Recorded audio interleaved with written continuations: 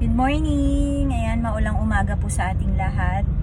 Ayun na nga, umuulan na naman. Dala daw po ito ng habagat na pinapalakas ng bagyong Hana na nandun pa naman sa north.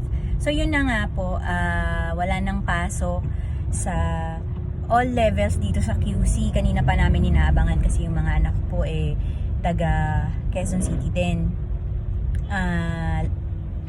Late na nag-announce ang QC pero at least ayun, wala na ring pasok. So may mga cities na rin po na nag-declare mas maaga na suspended na ang klase po nila.